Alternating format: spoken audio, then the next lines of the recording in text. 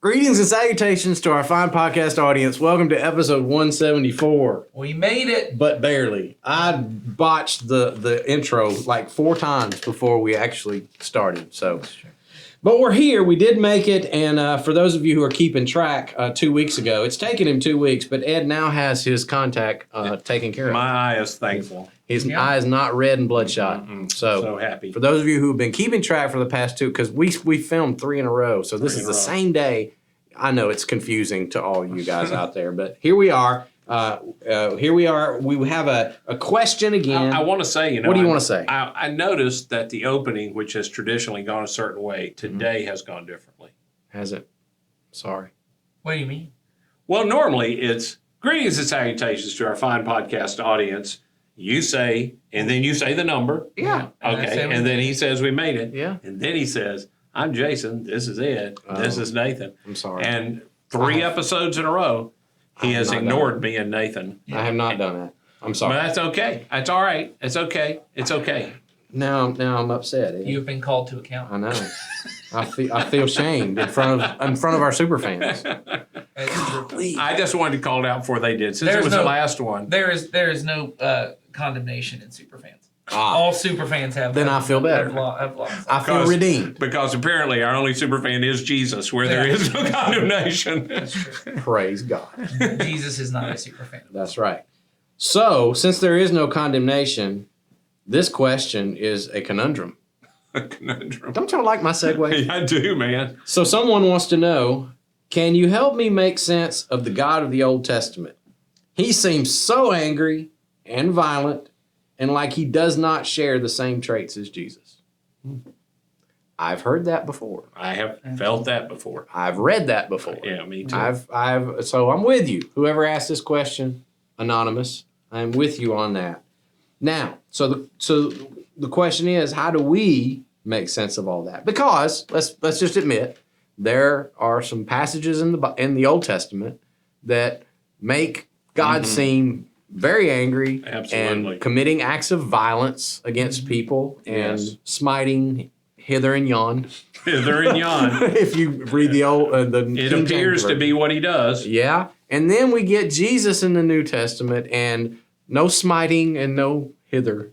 No, none of that. So a lot of blessing going on. Lots of love, lots of sacrificial love going on. So a lot of people have trouble with that. How do we square that? So let's talk about how we make sense of the Old Testament God in light of Jesus. Well, I'm going to let either of you start. I'm looking for the title of a book. Up? I'm looking up the title of a book. Are you looking up both Inspired Imperfection? No. Is that the book you're looking for? No. Oh, okay. Why don't you talk about Inspired Imperfection? You brought it up. Well, I saw him type in Greg Boyd on his phone, and I thought, is that the book you're looking for? Well, I was going to look for the Crucifixion of the Warrior God. Crucifixion of the Warrior God. There it is. That's, and I was going to say, Volumes 1 and 2. I was going to say to people, there's really good scholarly work that has been done on this to help you understand it.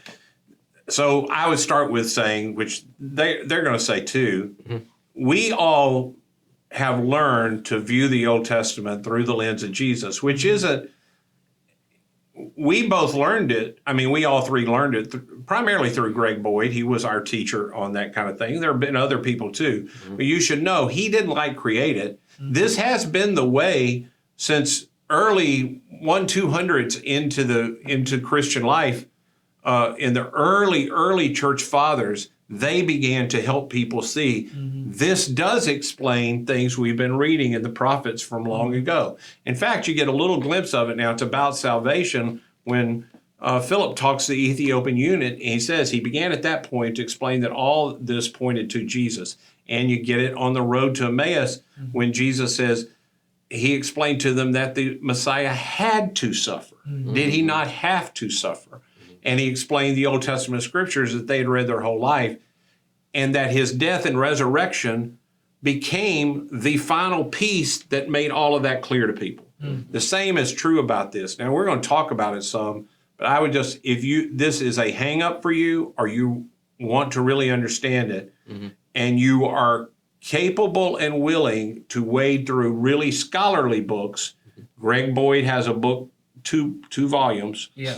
called Crucifixion of the Warrior God. But he also has a more meant for general reading people Yeah. called Cross Vision. Yes. That is That's the one you should read. that's an exceptional book, and almost anybody could read that book and understand it, of how to understand the Old Testament violence through the lens of the cross of Christ. Yeah. I So agree. I don't want to go into it.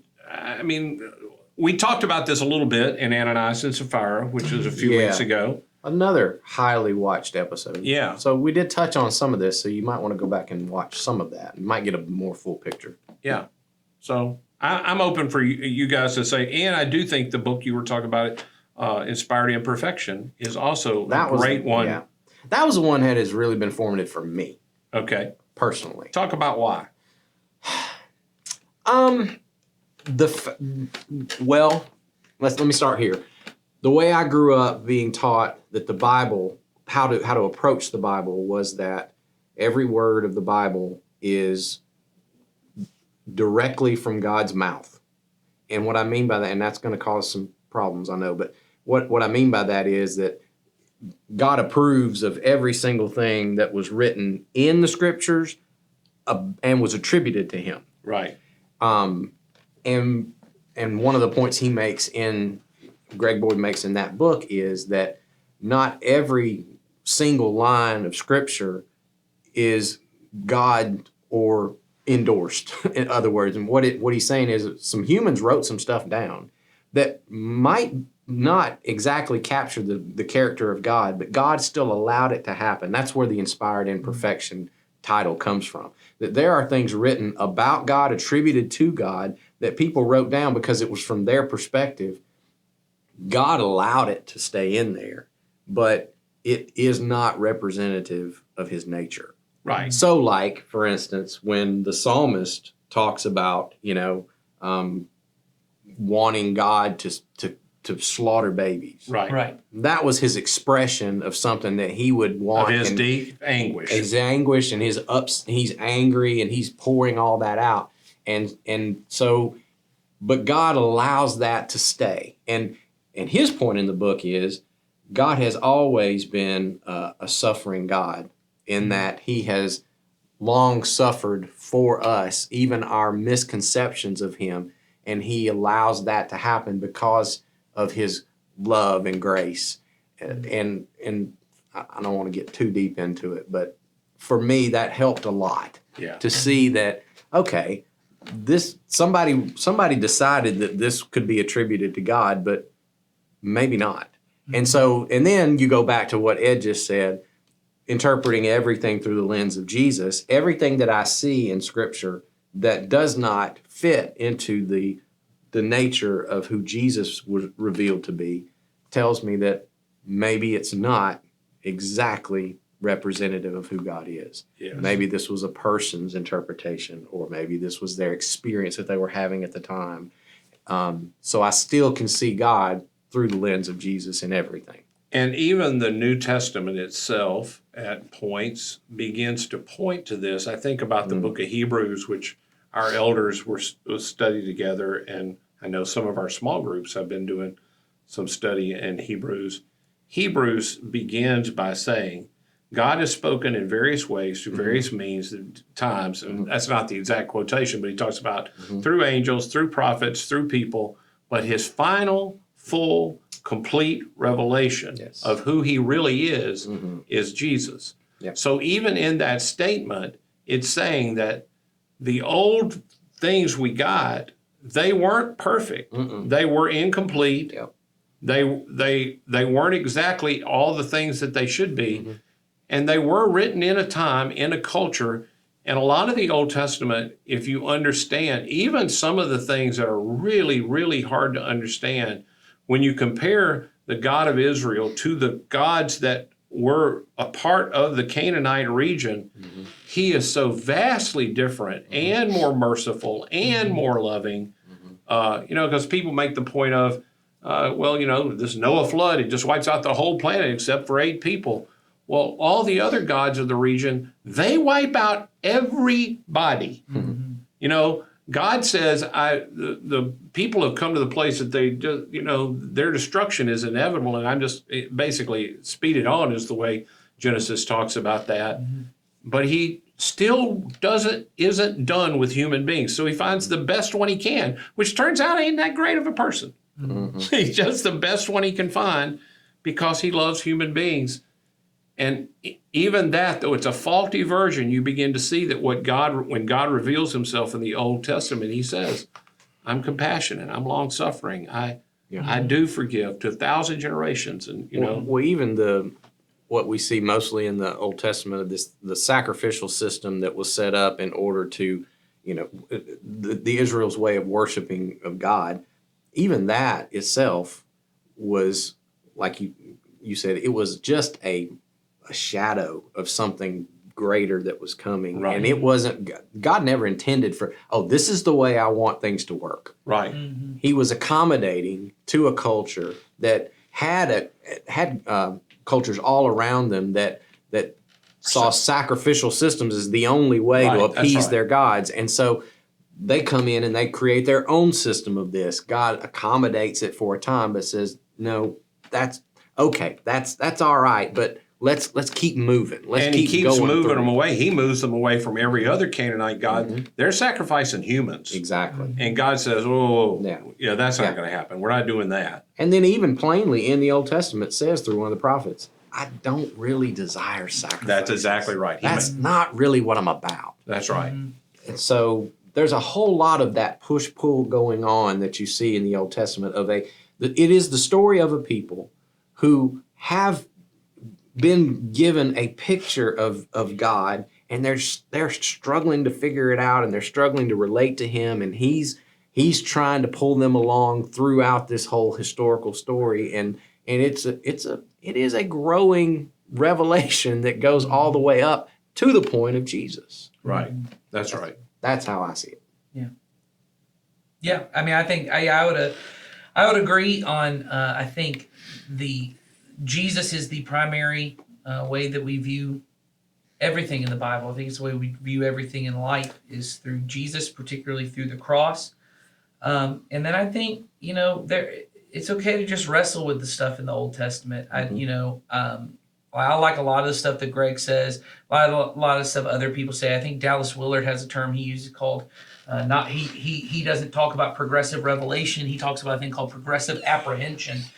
And it's an interesting concept that I'm not sure I fully understand, but I'm trying to kind of look at what his is. I think the best example I was given to this, and it might have been Greg Boyd. I can't remember. It's one of those Anabaptist-ish people that were kind of explaining it, and the illustration they used was if I was walking down a street and it was a busy street where I couldn't cross to the other side, and I saw my wife walking across the street, and she walks up to a homeless man, and she's offering the homeless man money, and then all of a sudden she spits on him and punches him and kicks him while he's down and walks away. I couldn't deny that it was my wife over there who was doing it. And I couldn't deny that what I'd seen, there was something that happened that I could not reconcile with the person I know my wife to be. But what I wouldn't do is say, well, that's not my wife, or I'm going to divorce her and leave her because what I just saw doesn't make sense. He goes, I would wait till I got home and I would say, hey, I saw this thing and it didn't make sense to me based on who I know you to be. Can you help me understand? Because no matter how horrible what I saw was, I would not immediately assume that my wife was so terrible that I had all the information. And I thought that's honestly a very helpful image to me when I see things in the Old Testament that I'm not always sure how to reconcile. If I will look at it and go, I know who God is based on what I see in Jesus, right? Unrelenting love and compassion. He is peaceful. He lays down his life rather than taking life. And then I see these things in the Old Testament and I go, man, that doesn't look like Jesus. For me to look at that and then on the other side of it go, well, but I'm going to continue to set my eyes on Jesus and walk towards him. And when we're home one day, I'm going to say, hey, what was the deal with that thing? Because that doesn't seem to look like Jesus. And so we say that all the time around here. If you see something and it doesn't look like Jesus, keep your eyes focused on Jesus and keep moving. It doesn't mean you have to deny what's there. No. Right? Or it's okay to just say, I don't understand it. I'll pray about it. I'll ask for an answer for it. But it won't sidetrack me from what I know is true. Yeah. And also understand that the people writing the Old Testament are in a completely different That's culture and time and mindset than you are. It reminds me of one of the old, how do I say this? One of the objections that people put up is, in the Old Testament, it says that God committed genocide and completely wiped out all the Canaanites. And I know that's what the text says. It says he didn't leave any man, woman, child alive, da-da-da-da. But if you keep reading, you will find some Canaanites later on in the verses. That's right. So what does that mean? Well, we know in that culture that they like to brag about their battles in such a way that it sounded like we obliterated them. It's like you hear a basketball team say, "We crushed them. We wiped them off the We court." won by 7 points. Yeah. No, you didn't obliterate anybody. You Right. just won. Well, a lot of times there was trash talking in That's right. antiquity. And so there may be a lot of that going on. So you have to approach the text with a lot of humility on your part of going, well, I know what that says. Well, maybe you don't know what that says. You know what they wrote, Yeah. but you need to climb inside their headspace to fully appreciate and understand. So, and I was saying that to bounce off of what Nathan is saying, if you look at it and go, I know what I see, but I also know Jesus, and I'm going to just not make a judgment yet until I know for sure, and I can investigate that a little bit more.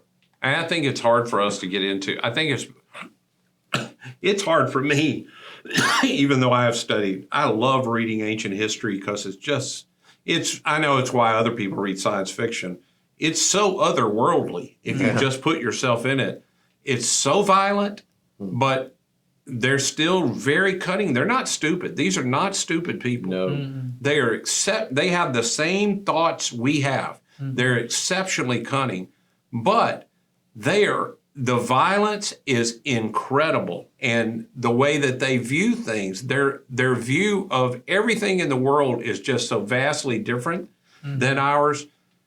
God is on a trek of taking them from this is just the story of the Bible, from being in a perfect environment where they are with God and they know God. Man breaks that.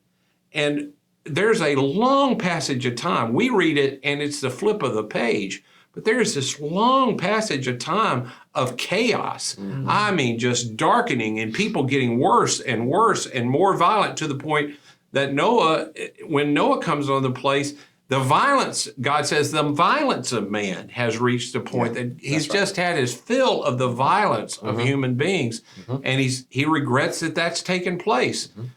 We can't put ourselves in that. And if you can just imagine a God who's a really good God who had given you everything, but you've totally forgotten about it over hundreds of years, and he's got to figure out how to get you back. Well, you can't just drop into that. They don't even understand love and compassion and kindness, and you have to slowly bring that back. So some of the things that they see about this God and they write about this God may be the same way that your 6-year-old sees punishment when you say something to them that you mean as love.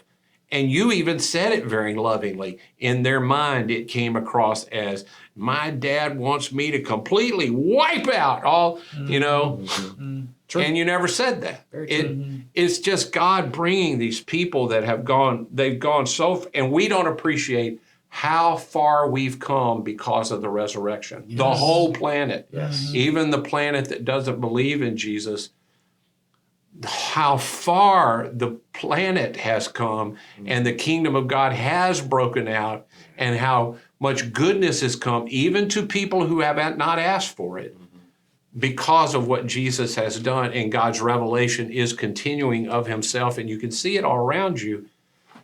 The darkness is a part of the story. It is. But you're seeing it through a very tiny little perspective of somebody who is in a really dark place when they're writing. That's Well, and I do think it would be hard to read the entirety of the Old Testament and walk away and say, wow, this is a really angry and vengeful God. I think when you get stuck on certain passages, it's really easy to go, wow, that's a really angry and vengeful God. But I think when you see it, as you said, as a story, the most repeated verse in the Old Testament, and if you look at it in the New Testament as well, they kind of rephrase it a few times, is, Yahweh the Lord, I am full of abounding love and compassion. I'm slow to anger. All these kind of descriptions, and there's so much of what God is doing that is a blessing to people and is moving people forward. And I'm not, as you heard me say earlier, and you've heard all of us say, I'm not trying to just say, oh, those other things aren't in there, and that there aren't things that on the face of them, when you look at them, you go, oh, wow, that's pretty horrific. But I also think, like you said, it doesn't fully take into account how violent the world that they lived in was in comparison to the world we live in. And I don't think it's the breadth of what the story is by and large that, God is so full of love and compassion, even in the Old Testament. And I think it is a reductionist take to say that primarily what you see is a cold, distant, angry, vengeful God.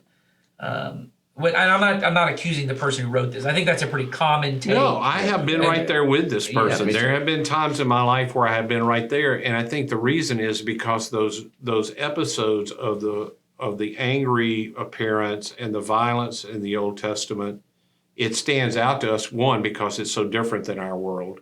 Two, we can't imagine Jesus saying those kind of things, which that's the right take to have on it.